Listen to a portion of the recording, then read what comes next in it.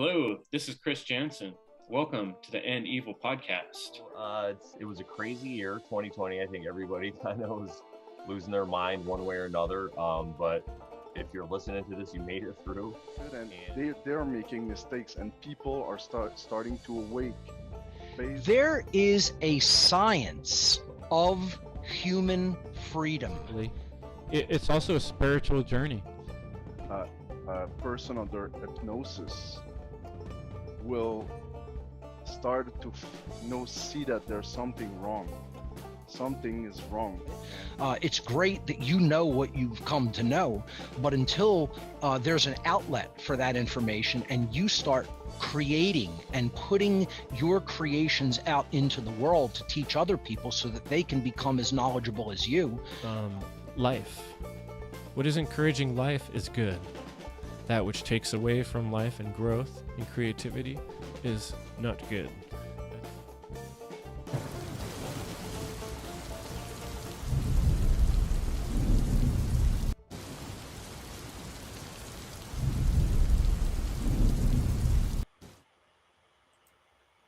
Hello. Welcome to the End Evil podcast.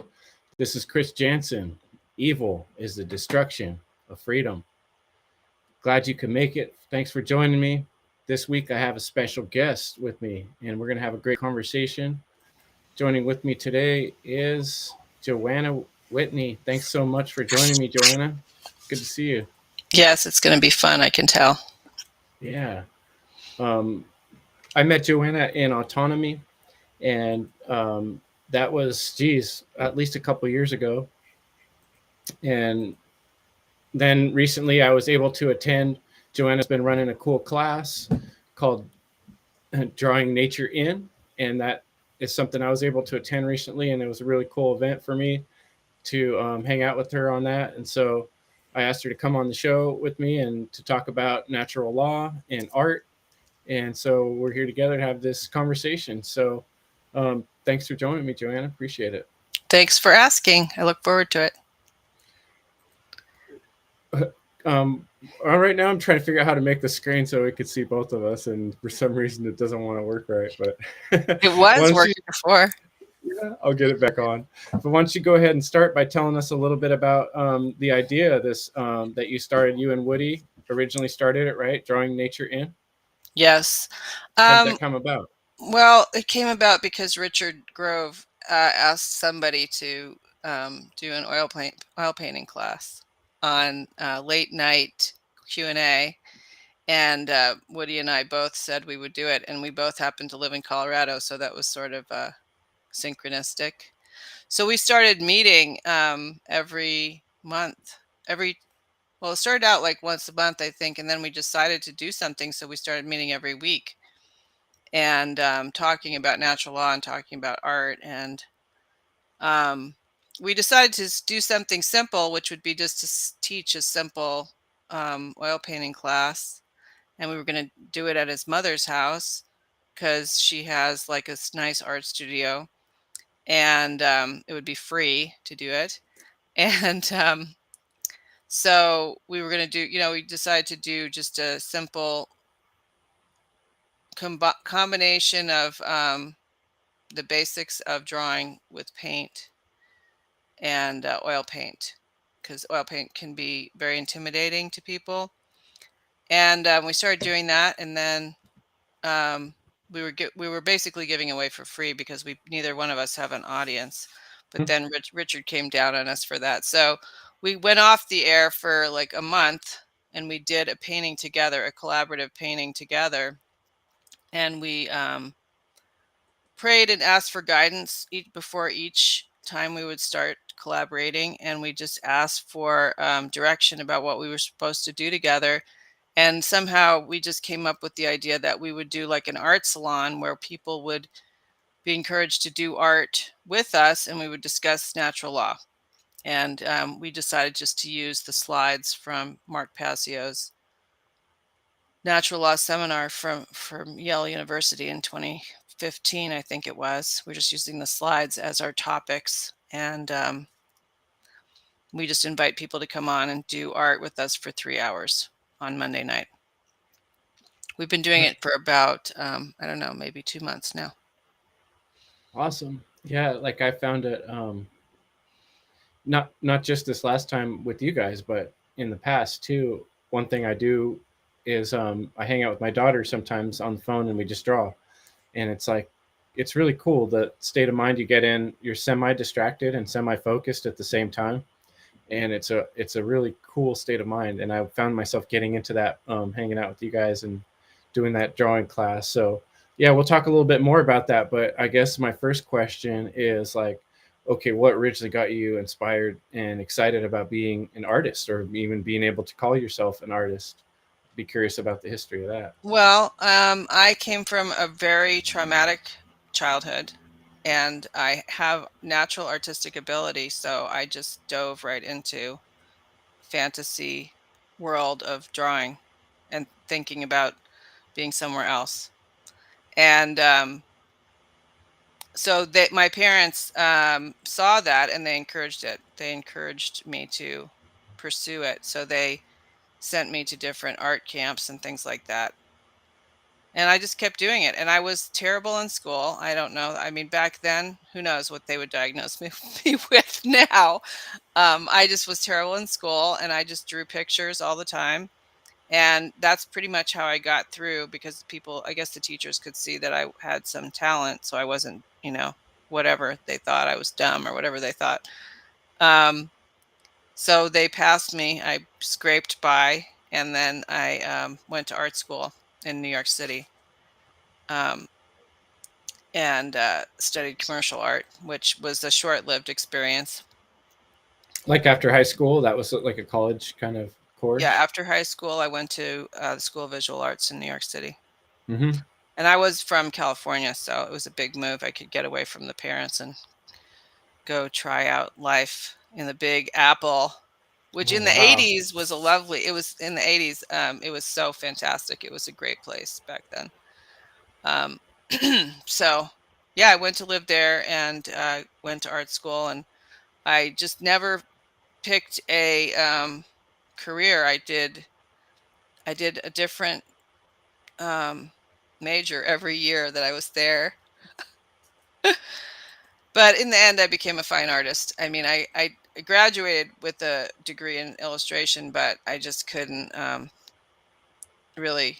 That really wasn't what I was supposed to do. So um, then I had an experience in 1989 where I got blocked because I just couldn't keep trying to sell art commercially was not uh, didn't feed my spirit. So I went to this class called Painting from the Source, which was about intuitive painting. And that changed my whole life. Like I just started painting intuitively after that every day. I just followed the directions from that class, and I just left the city, moved upstate, and just started painting all the time, and started having psychic experiences from it. So Interesting. So when you're talking about painting, oil painting, watercolor painting, all it different types, no, it or do you was have it a was pretty. It favorite was medium? Well, at that time I was using temper paint, which was what they used in that class. Temper paint being that it's really cheap and washable, and it's opaque like gouache, only it's the cheap version of gouache, and you can layer it. If you don't like what you're doing, you can just cover it up because it's Got opaque. it. Got it. And you don't have all the worries like, oh my god, this canvas costs so much money, oh my god, this tube of paint costs $20, oh my god. It's not like that. All those worries are taken away. The materials are really cheap and accessible, easy. You can't ruin anything by leaving the brushes covered with that temper paint because you just wash it off. And I just used that for a long time, and I started having psychic experiences almost immediately, which made me realize that there's something much more to art than I knew about up until that point. What kind of psychic experiences? How would you describe, like knowing something you shouldn't know, seeing the future? How do you mean? Well, the first experience that I had was I was doing this painting in this barn up in Woodstock, New York, where I lived at that point. And it was this woman in this forest with a snake wrapped around her body. And I just asked her, I said, "What's your name?" And and I got this name in my mind, right? Michelle came into my mind. And I'm painting away, and then the phone rang, and I answered the phone, and the person said, "Is Michelle there?" Whoa. I was like, "Whoa, this is really weird." It was real. Yeah. So from and that was a spiritual experience. I can remember that. That was about maybe 1990 or something like that, which is God knows how long ago. 29 years ago. I can remember that as if it was yesterday. So that Hmm. to me is a spiritual experience, and it basically told me that I was um, delving into other realms by the method that I was using. Because I wasn't starting with an idea. I was just basically putting paint on the paper and then seeing what I saw in it. That's really cool. And I yeah, go ahead. I can relate because one thing I used to love to do is just make up music, and I've never been one of those people like so many people that have that kind of natural talent for music. They can just pick up any instrument and start making it sound like what you heard on the radio. That's not me. But I do have a lot of creativity, and I used to love playing with my guitar and just kind of making up tunes or making up songs. And my way of going about it was to make it up as we went along. And I had a friend who liked to do that too, and so we would just sit down and we would just try to record something or make it up right in that moment. And we had all these interesting experiences where some of the words and things that came out of those little impromptu meetings were like kind of prophetic. And like we'd listen to them later and be like, whoa, that kind of tells the story of what happened in a weird way. And I had some of those interesting experiences, and I've described it as like, I remember for a while I used to call it the knock, when something interesting happens, like you're saying, where like you got the phone call, and like it's like too much of a coincidence to just be a coincidence. And if only you had one of those in your life, then maybe we would just chalk it up as a coincidence. But I've had lots of them, and so have other people I've talked to. So I think that's pretty exciting that you're also you were experiencing that kind of like spiritual kind of connection with something deeper going on. So how did that tie into when you started looking into natural law, and where your life was at that point? Well, um, how that all came about, it actually, in retrospect, I can see that it was connected, but at the time, I didn't know that it was connected. In a way, the artwork kind of opened me up to other realms, right? So, um, like I said, I came from this extremely dark place, and then I myself pursued darkness for quite some time. But it got to a point where it was just too horrible. And so I had to find something else. And so um, what I ended up stumbling upon happened to be natural law, although I didn't realize it at the time. It was a way to get back into alignment with natural law by um, finding access to the creator and then living morally, like rectifying past mistakes, and then being of service to other people. So that was a long process, but well, I basically I took that class, tapped into those energies, and within 2 years I was on this other path to the light. So I was on a path in the dark for like probably the first 25 years of my life or so, or 29 years.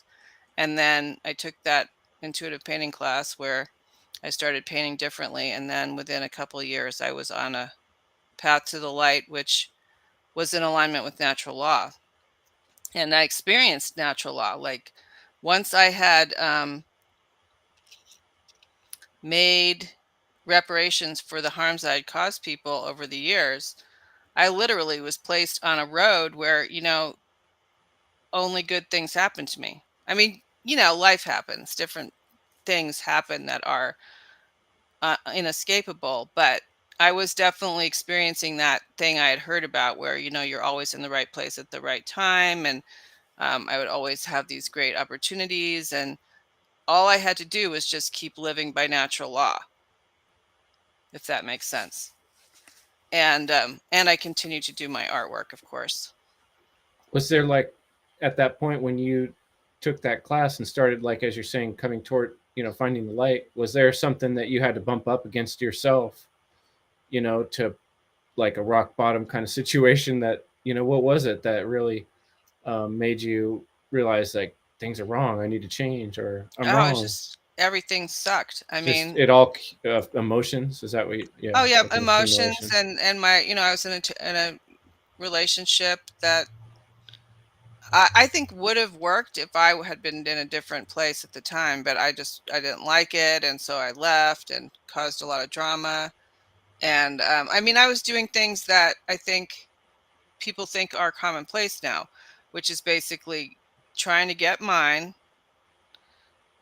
using people, gossiping, um, and being dishonest, um, not thinking about other people, making promises that I didn't keep, stuff like that. It all brought me to a horrible rock bottom, like you said, you know, and I had to find a different way to live. But I wasn't raised by people who kind of knew morality, really. I mean, maybe they theorized it, but they didn't really. Not that they were especially bad or anything, but I think they're just products of the Not time. religious, huh? No, no, No not religion in your religious. family? Okay. No, they weren't religious. I mean, my mom came from a religious household in New York, but she didn't bring any of it with her into her marriage to my dad. It was just yeah, it was a weird. I mean, I look back at them and I think to myself, what the heck were they thinking? I mean, I think they were very political. They were into politics. They were very left politics. But back then that was different than it is now. They've twisted it now, but I mean, it was fairly twisted. They like to theorize about how if our world leaders would only do as they wish they would do, things would be great and everybody would be happy. I think we're still doing that to a certain extent, but they like to argue about stuff. But they themselves, like my mom, I think was terrified of financial insecurity. Um, my dad, uh, he was a drinker, so things were chaotic, as I said. Yeah. Yeah, we had some dysfunction going on in my household as well. And what's interesting is, if it's not just for the stuff around the house, then it's school and other aspects of our society that kind of like traumatize us. And then we spend years and years trying to sort it all out and figure out what got me so, screwed up, and then you start, spending the next part of your life sorting it out and then feeling better and working on a better path. And it's good to hear that you found, like you feel like you're more aligned with what you want to be and working in that direction. I mean, I'm excited to see what you're doing these days. Having like a regular show and creating a place where people can come show up and learn or share art and creativity. How do you see as art being part of the solution with the problems we have in the world? Because I Oh do my personally. God. I'm curious It's to see how. so huge. I think it would, I mean, I don't even know where to begin with it. I think art is probably one of the most powerful things that we individually have, and it's been totally taken from us. Like, um, if we didn't have TV now, people would still be doing art because people were doing art.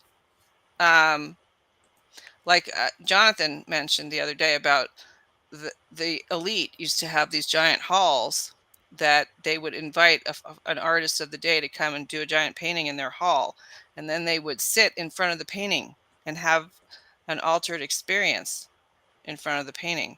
So they know about these images, and they've just replaced our personal images with their images through the media.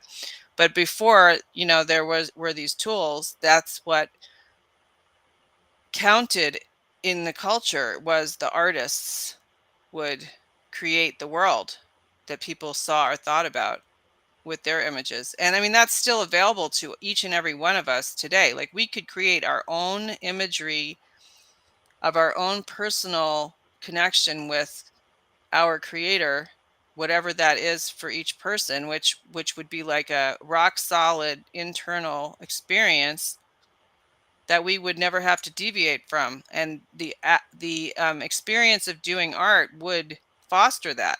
But they really did a number on people, because people now think of the product and whether you can sell the product as being what's important.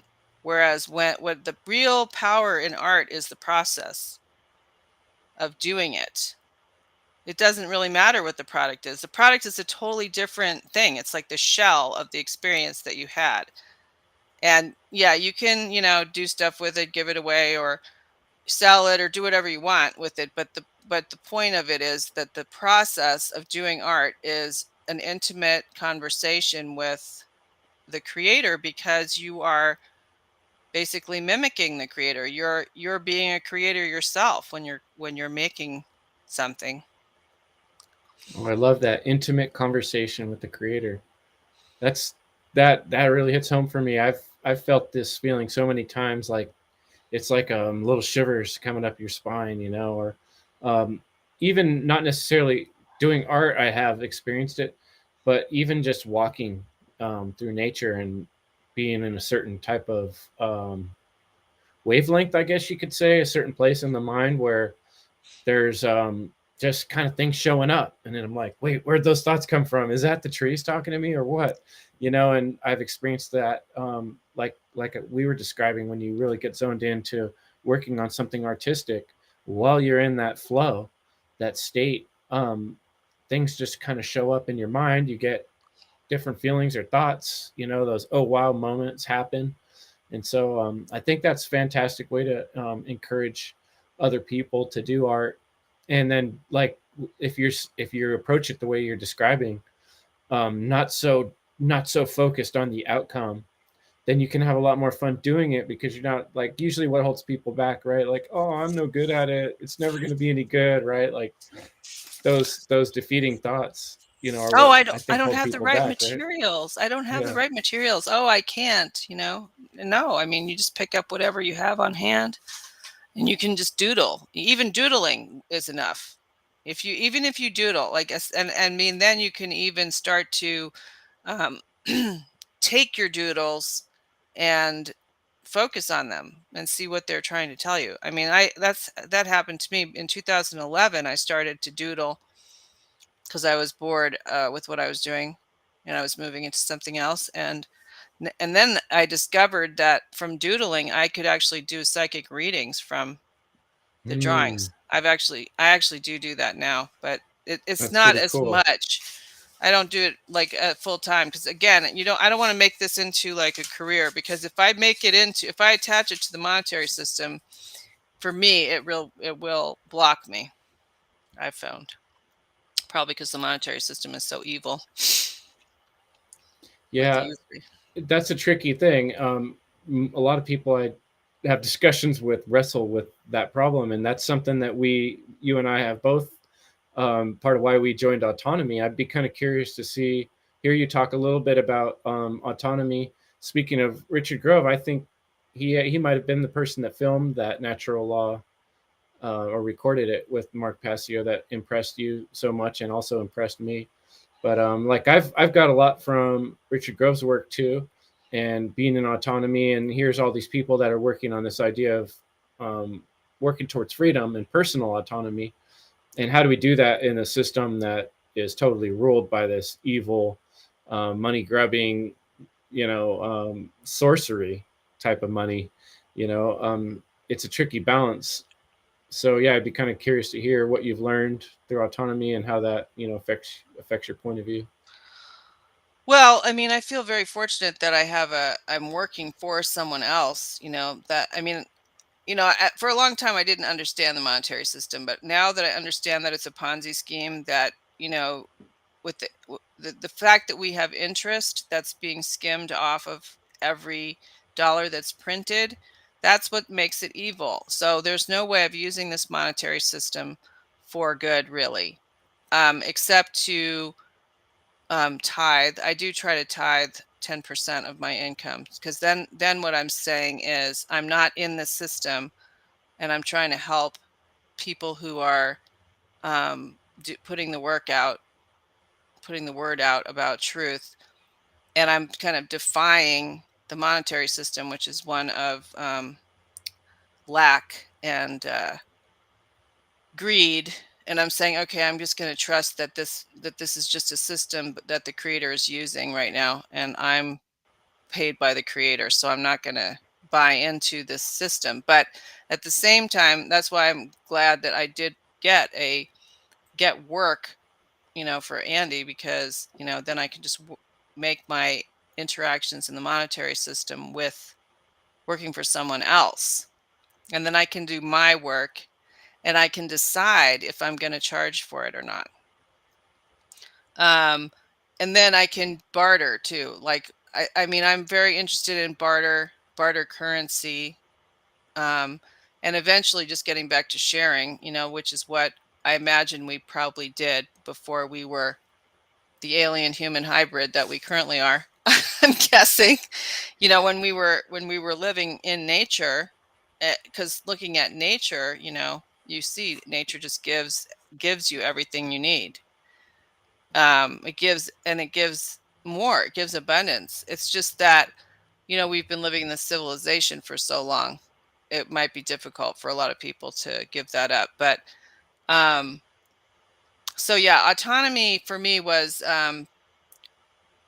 what was great about it was the people in the community that I got to talk to and stuff. And it helped me, because I have that strong relationship with the creator, but I could definitely feel the peer pressure to get the shot. And I was concerned that I might actually succumb to that peer pressure.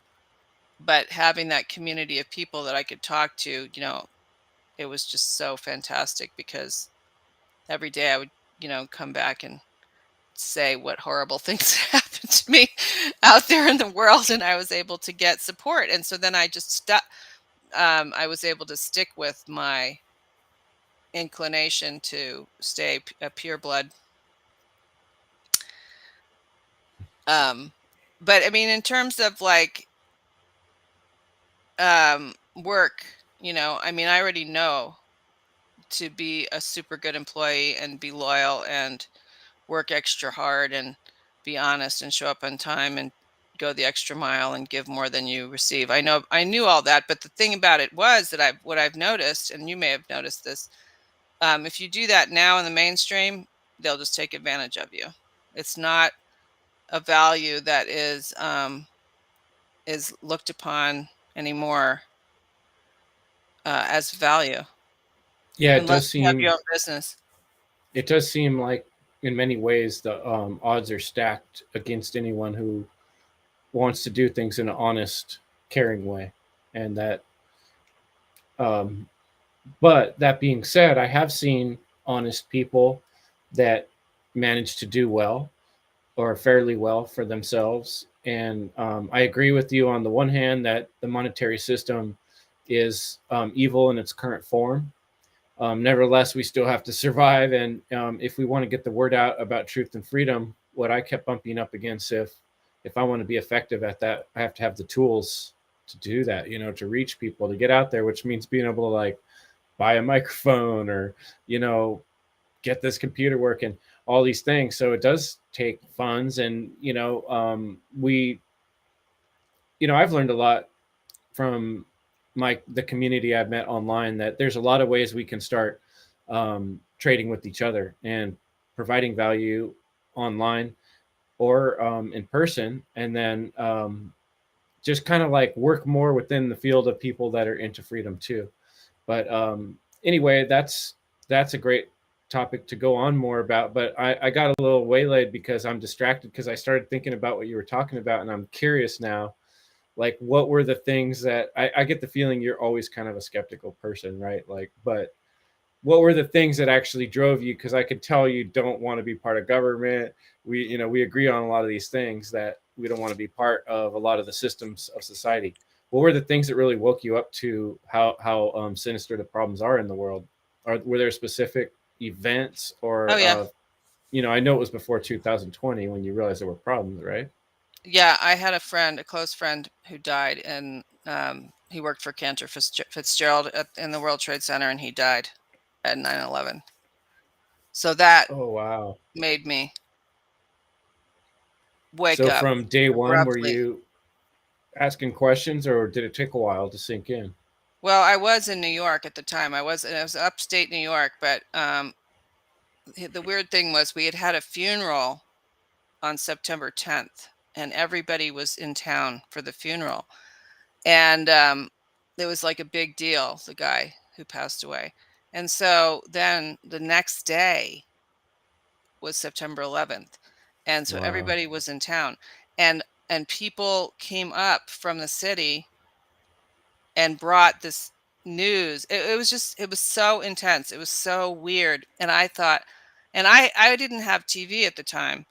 And so I saw everything just the first time on a TV in a coffee shop where I had just gone out from work to go get a cup of coffee at 8 o'clock in the morning.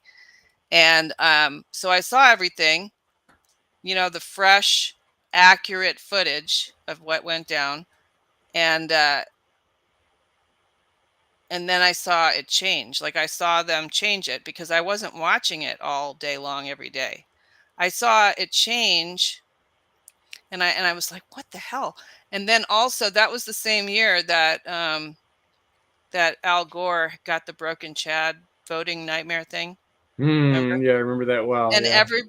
everybody, like, I watched how everybody suddenly, who everybody had been like, they weren't happy with George W. Bush at all.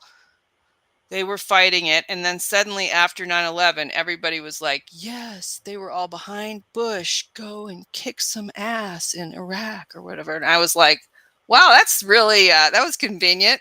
Boy, that's Yeah, his something's going approval on rating here." like went Yeah, up through the roof at that time. All of a yeah, sudden, everybody had little American flags on their yeah, windows. I was noticing that yeah, everywhere I drove. I'm like, all of a sudden, everybody is so patriotic. yeah, You know? yeah, and I definitely thought that I don't know. I mean, I think I probably already had been thinking things before, but it wasn't, like, coming together in any cohesive, because I didn't even know back then. Remember, I think Oklahoma City was long before that, and I remember thinking that, really, that really happened. Of course, now we know that guy was MK Ultra, blah blah. See, his dad was in the CIA or whatever. It was a psyop. We know all this now, but at the time, I think I thought that, or I thought something was weird, but it wasn't like 9/11 where it was just so crazy. It was so crazy, and so then I just started digging. I didn't actually find much, though. I couldn't really find anything. Um, it took years. It took until 2015 when I was selling a painting to someone in Boulder, and she said, "You got to watch Mark Passio. You're going to really like him." And that was like, I went home, I checked him out, and I was like, "Oh my God, this is it." And I just started watching. I was working at Home Depot at the time. It's totally crazy. And I think Lawrence has worked at Home Depot. Um, I would go on my break and sit there and listen to Passio for like half an hour while I was eating lunch, and then I would go back out on the floor. Oh my God, it was nuts. But yeah, it was I basically just absorbed everything because I could relate to natural law. I could relate to that's how I'd been living for so long. It wasn't called that, but I thought, well, if this is how he sees things through this lens, then I can pretty much trust everything he says. I did do the research, and I also had an experience with when he had Jay Parker on, because I had known someone in Woodstock who claimed in the 80s or the 90s, in the 90s, somebody in Woodstock had claimed that her kids were being satanically ritually abused in Connecticut somewhere. And we all thought she was insane. But once he had Jay Parker on and I heard Jay's story, I was like, oh my God, that was true. You know, I mean, it was very, very upsetting because that person, the mother of those kids, died of cancer, and she asked me to take care of her daughters who were like, you know, teenagers by that point. And I was like, I can't help these kids, you know, but it was just this huge realization that I should have believed her and could have maybe helped them. I mean, I don't think I could have helped them, but it was quite a shock. There was a lot that came down from seeing Passio's work. And I mean, I had tried other things. Like I had become a Republican to try and get Ron Paul elected, you know, on the way to hearing Passio's work. I had tried different things, but I could never get a hold of the truth of what was going on. I was still buying into the narrative. But Yeah, I remember. I think it was when Obama got elected, and I still had hope, for change. I remember I know looking I back had at that that too. later, like part of me knew that was stupid, but I remember kind of like when he got elected, we're like, yeah, Yeah. Right. and so I was still pretty in the dark at that point. But it's weird how you're kind of going down these different roads of research, and you watch this video here, and then you get in on this researcher, and for me, and I think you and quite a few other people I've talked to, when we hit Mark Passio's work, it kind of like boom, all this stuff came together. And I think where you and I have in common on that is part of what did that for me was the spiritual aspect of it. Like I didn't really hear, like, I love Larkin Rose, for instance. He's like, to me, one of the most amazing speakers in the way he puts things and explains freedom. Like no one else can really put words together like he can to explain freedom. But so many of those speakers don't ever bring up the spiritual aspect. And Mark Passio was the only one that I really came across that was doing that. And I had, ever since I left my Christian roots, I still always felt a hole in my life where that spirituality used to be. And I tried to replace it with nature. And I think that was the best thing I could do. I now call nature the living Bible, and that's why I have the tree of life behind me. So then that's kind of the next subject I wanted to bring up for you, because like your whole thing is bringing nature and combining that with art. So I'm really curious to see what else you have to say about nature and how nature inspired you and how you Uh, wanted to bring that in. well, nature is to me like the most important thing I have access to. And I don't really have much access to it right now, actually, to be perfectly honest. I mean, where I live right now, Well, you're in Colorado, right? I am, but I'm not. I'm down in the city, and Oh, okay. it's hard to get up in the mountains, especially if I am having trouble driving right now. I mean, I have nature like right out the back door in a certain way, but it's very polluted. It's very polluted, you know. Mm. Plus, we I haven't seen many songbirds. I just saw a sparrow this morning, and I was like, "Wow, a sparrow! Oh my God!" We do have eagles. That's one thing we have here, which is amazing. Bald eagles and golden eagles. But yeah, I mean, where I live, it's pretty hardcore desolate in a way. I mean, where I'm living in New York was a whole other story because it's totally green and lush there. And I do miss that, but I mean, I could never go back there probably now because it's just too crazy now there on that East Mm. Coast. On the coast, I don't know. I mean, it's pretty okay here, but nature, yeah. I mean, just simple, like just I don't know, a flower, a tree, just looking at it, just going outside and looking at nature. Um, and then during the whole pandemic thing, how nature was fine. Like nature was doing fine. I mean, it's not doing fine in the sense that, I know that it's being affected by chemtrails. I know it's being affected by everything that we're doing, but nature just accommodates whatever is going on. It continues to grow and be as lush as it can be with whatever's going on. And it doesn't really know probably what's going on. You know what I mean? So just to see birds and other animals just doing fine while we were all flipping out, I just thought that was pretty hilarious. But yeah, nature to me, it's just, I don't even know how to describe it. It is like a spiritual entity that is right there. And it's, I don't know. How do I explain it? I wish I had better words to explain it, but I just feel like when I go in nature, sometimes it's overwhelming. Sometimes it's just overwhelming to me how intense I feel when I'm in the woods, or in my case right now, it'd be on the bike path, or walking out back behind my house, um, just seeing anything, trees or grass or water. It just makes me feel like this is really what is supposed to be here, not all of the stuff we create. I feel like we are just constantly being torn because of some of our origins, our complicated origins. We're constantly trying to shun nature, trying to create our own thing. But nature is our true self, though, if that makes sense. Does that make sense? I don't know. Well, like think about when you look in a river or when you look in the water and you see that reflection, and I love how water too, like you could chop at it with your hand, it just doesn't give a crap, it's kind of like you're saying, we're all flipping out and the birds are like, you know, just going about their business, right? Like, you can't destroy water, like you can't. There's nature is a powerful force, and there's so much mystery within it. And it's occurred to me, like with art, like almost all art always draws from nature. Like if someone's going to write a poem, how are you going to describe something like contrast without using aspects of nature?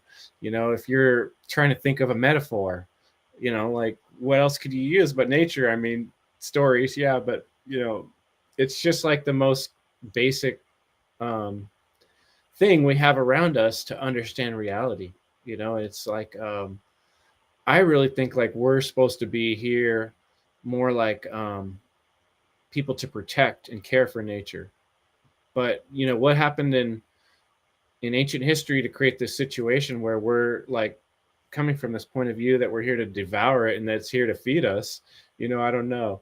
It's a scary situation, but um it can get to you, all the stuff you realize, all the difficult things about the world. I guess I was going to kind of lead from there, like maybe trying to help people out with how we can use art to deal with all the friggin' problems that we're dealing with, and the problems in the world and stuff. Well, like, I mean, the reason we called our mystery school Drawing Nature In was because this we what I feel like is missing now is nature within ourselves. Like we're in our heads all the time. I mean, and we're separated from our hearts. We're separated from the principle of care. So to draw nature in would be to sink deeply into that care about the truth of what is here, what we're really doing here. Which, right, I agree with you. We're supposed to be stewards of this earth.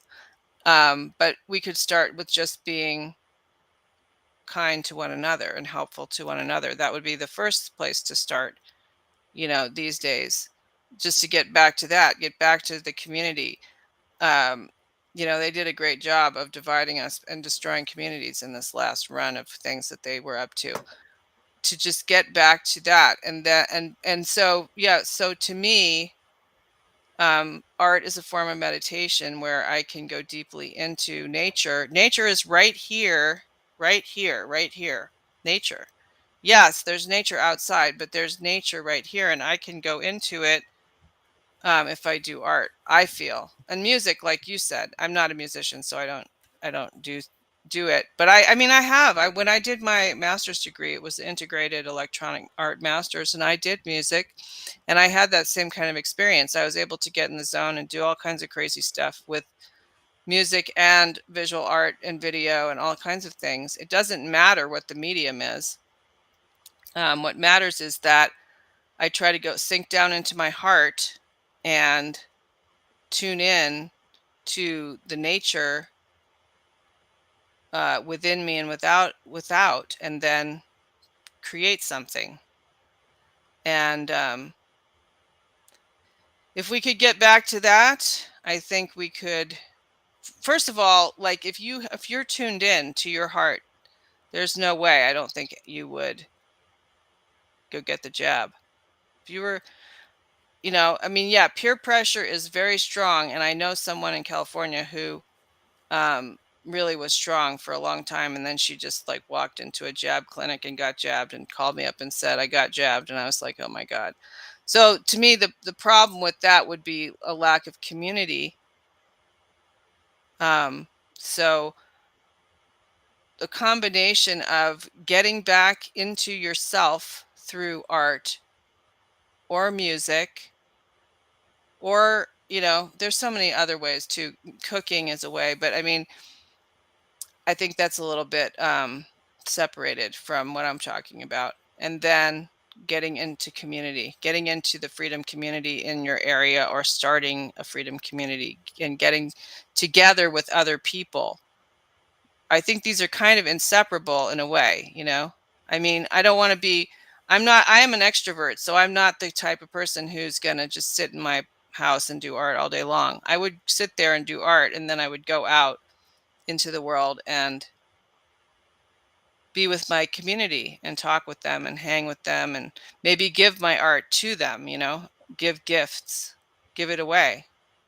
Here, this is what I did. I mean, somebody's birthday is coming up, and I whip up a painting for them, because I mean, that's what I would do. I'm not going to buy something for someone. No way. I'm not going to Mm-hmm. participate in that. There really isn't anything out there that I can think of that I could give to someone that would represent my feeling for them. I've I would rather. always like kind of been sort of enamored with the stories of native tribes where you can imagine um, like everybody working, in the village on preparing for like the big fire, when people are going to do the dance, like whether it's the bear dance or whatever it's going to be, and you know they would make these costumes, right, and dance around them. All tribes all over the world in different cultures have done these same. It's like a natural process, like dress up like some aspect of nature. Maybe it's the changing of seasons and acting out emotions and feelings and archetypal things. And there would be this excitement of the whole community, leading up to this creative expression. I think dancing is something I've recently um, starting to get involved with some opportunities to dance. In my whole life, I've never been someone who always felt like I couldn't really dance. I didn't know how to dance. And so now I'm trying to stretch myself out a little bit in that way and learn how to move my body in different ways. And it's like, it's pretty exciting, expressing yourself through your physical form and putting it out onto some sort of medium, whether it's paper or singing or humming, just anything that people do. It makes a huge difference. Even just humming at work, the old humming at work, it makes it a little better, right? you know so yeah, I guess we got a good 10 minutes left here in our hour. I think it'd be cool to kind of talk about some of the things you're working on and how like how we can encourage other people to um, get in that zone. Well, so How would you recommend someone get started?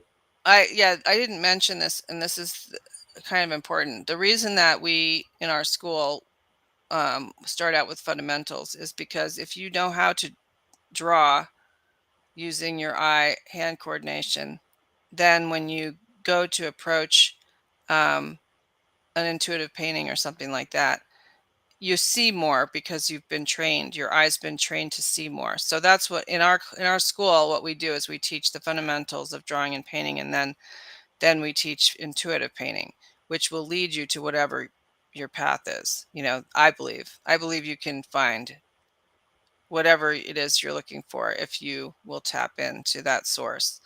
So that is the main reason that Woody and I started that school.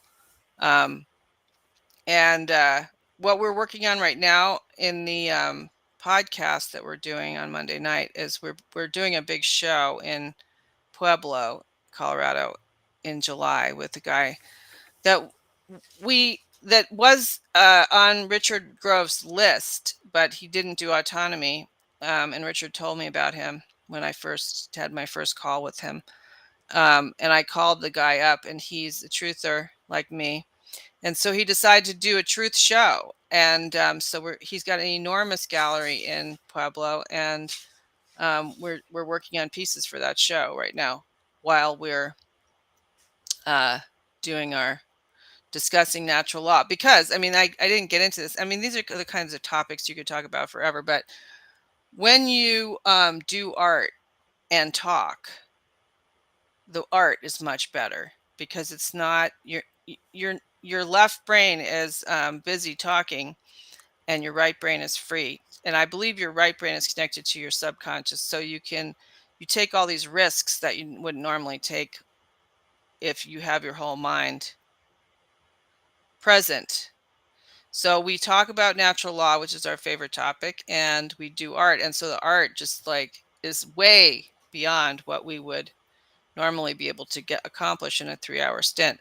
And so, yeah, that's what I'm currently working on right now are pieces for that show. And what I'm doing is I'm taking 12 inalienable rights, and I made them into symbols. I made the letters into symbols. So here's one center point.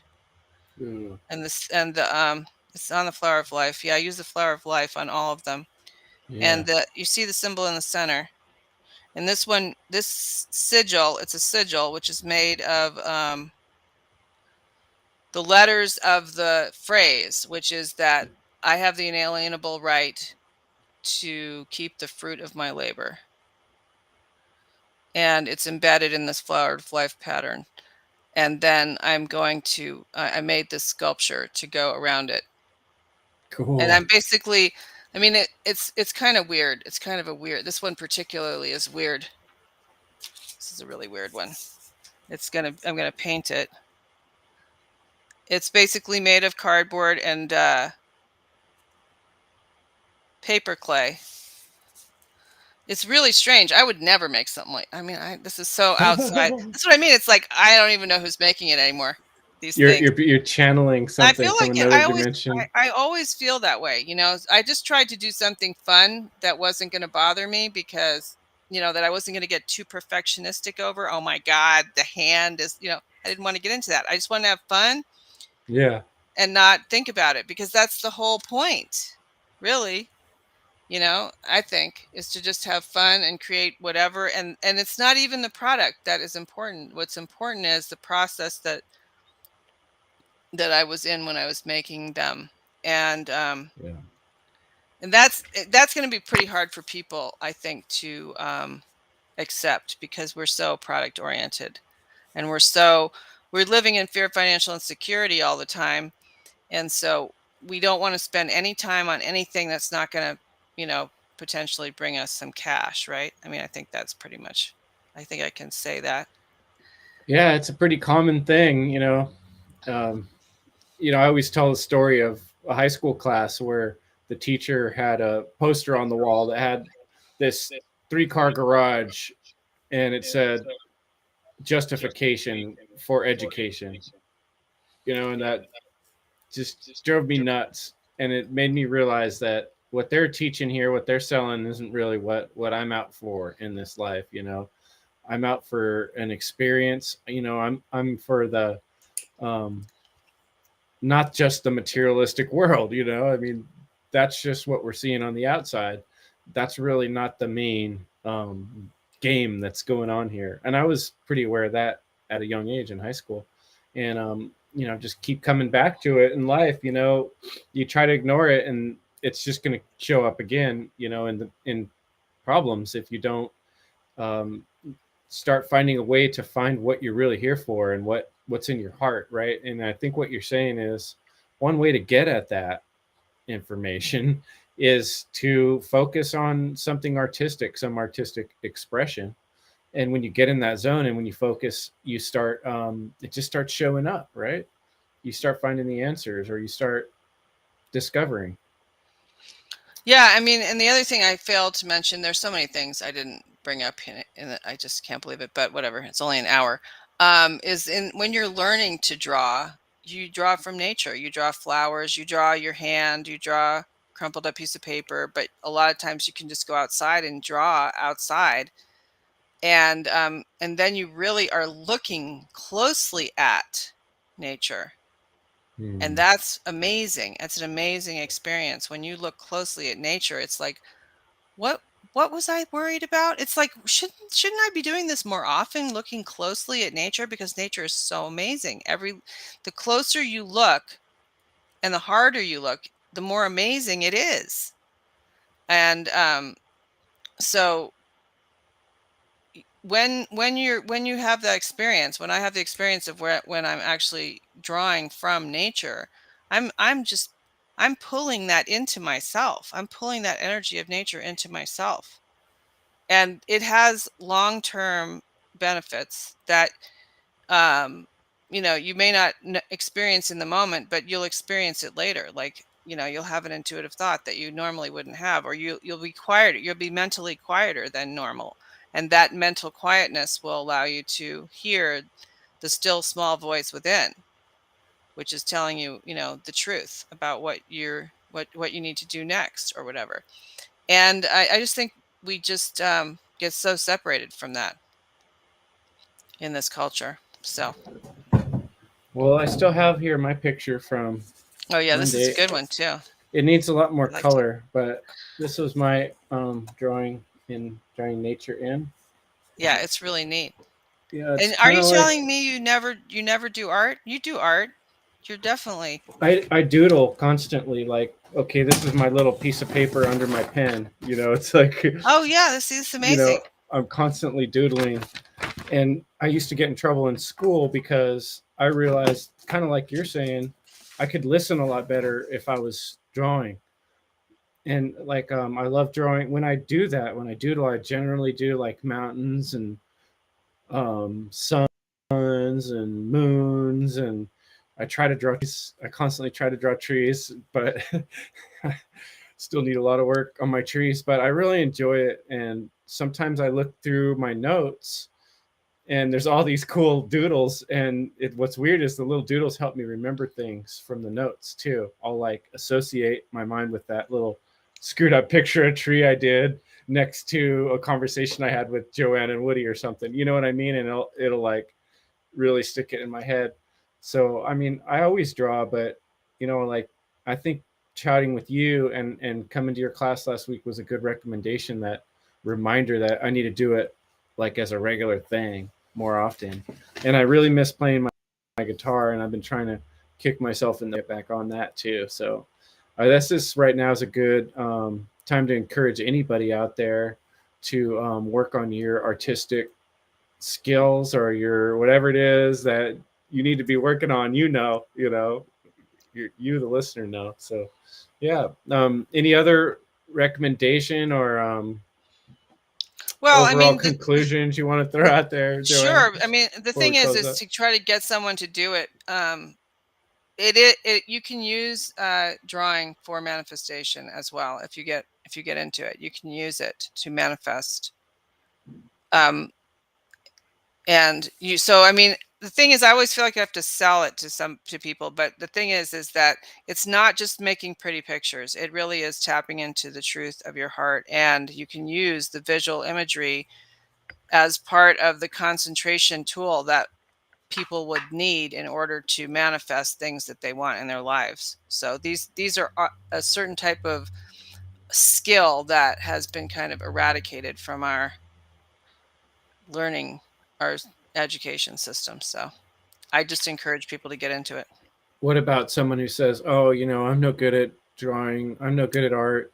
How does someone get started? What would you recommend? Well, People I feel would that. I would say use your left hand. Get some paint and use your left hand, or get some color and use your left hand, because your left hand is connected to your right brain, which is connected to your subconscious, and it will just erase all those negative thoughts, and you can just enjoy yourself.